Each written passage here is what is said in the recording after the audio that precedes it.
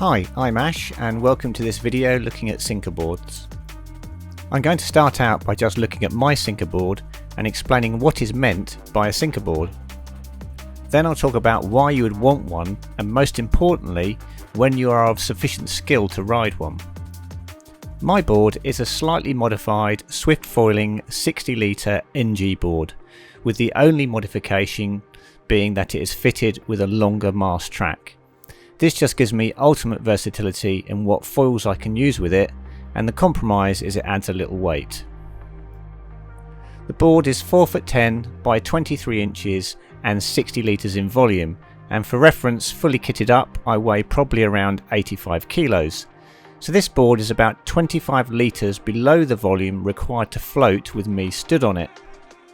What this means in real terms is if there is no wind, then I am up to the top of my thighs deep in the water when stood on it.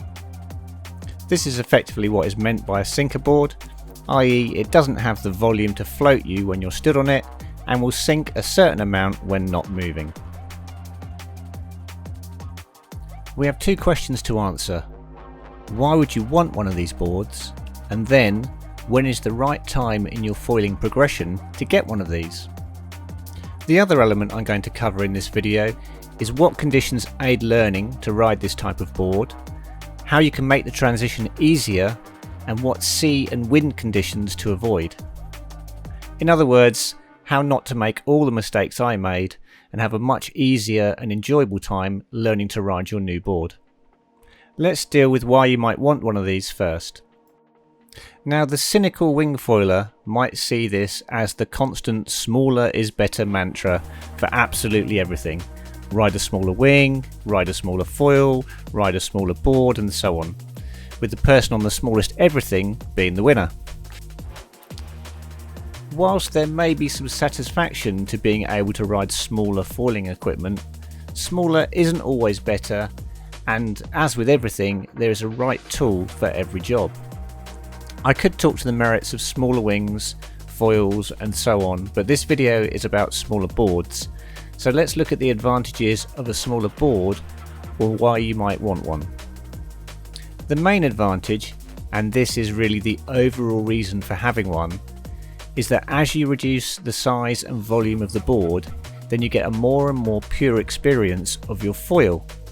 If you think of the board as the interface between you and the foil, the bigger it is, the more lag, delay and reduction in feeling it creates. The length, weight and CG of the board have an influence on how the foil feels. The smaller you make the board, the less it weighs and the less swing weight it exhibits, which means you get a much more pure experience of your foil. What this means in real terms is that the way the foil reacts to your inputs is faster, the feedback you receive from the foil is more accurate, and the inputs and micro adjustments you make are more quickly and more accurately input into the foil. To use a car analogy, a big board is like driving a big wallowy SUV with soft suspension and a wishy-washy steering, whereas the small board is like driving a sports car. You can feel the road through the car and the steering is crisp and reactive. This, in a nutshell, is why you want the smaller board. It is the equivalent of trading in your family car for a sports car. The benefit is not that you go faster or jump higher. The benefit is you gain feel and control, which makes it easier and more reactive to ride. So the obvious question would be, okay, that's great, but what is the compromise? What do you lose? Well, you lose some versatility and you lose some ease of use. In terms of versatility, sinker boards do not make good light wind boards, because if the wind drops, the board sinks, and you generally need a bit more wind to get on the board and get it up out of the water onto foil.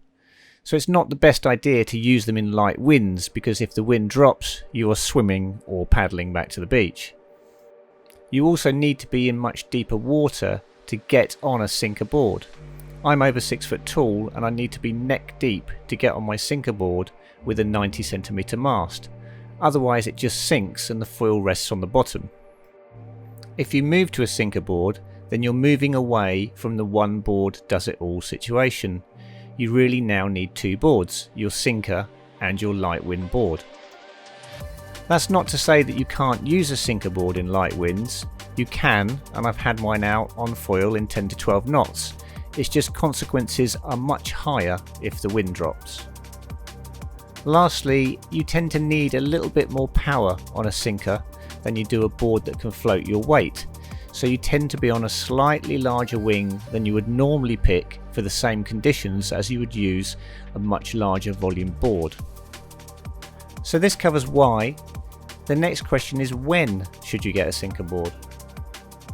The main skill you need to learn for a sinker board is the stink bug start, which is basically just sitting astride your board and then transitioning to kneeling and powering the wing to then stand up. My board is 25 litres below my weight. I can still kneel on it from the side and not do a stink bug start, but you need to have really good balance to pull this off. Stink bug starts are not that hard to learn, so could a beginner use a sinker board? Well, the answer here is no, because getting on a sinker board is far more tiring than getting on a board that floats, so you don't want to be falling off all the time. So the reality here is that when you can jibe reliably in both directions without falling in. This is really all you need. You don't need to be any better than this to ride a sinker board. If you can jibe both directions without falling in, and you can do a stink bug start, then you have all the required skills to ride a sinker board. The interesting thing here is that there is a real fright of the sinker board. Riders tend to wait for longer than they need to transition to a sinker board. I certainly am in that category. I waited much longer than I needed to get onto a sinker board. However, once you've learned how to get on it and get stood up, they're no more difficult to ride, and in fact I'd say they're easier to ride than a bigger board. Of course, the reluctance to move to these boards is consequences.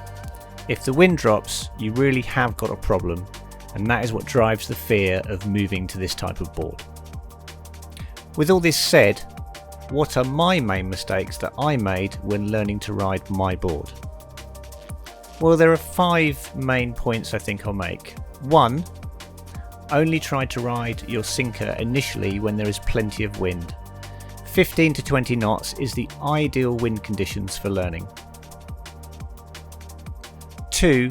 Don't go out in really strong winds where there may be a lot of swell or chop when you're first learning to get on the board. It takes time to learn to handle swell and chop on a sinker. 3. Don't ride in light winds initially. You need to be able to get on the board and be able to stand up and be well practiced in order to get up in light winds. 4. Try to ride on cross onshore days or cross shore days.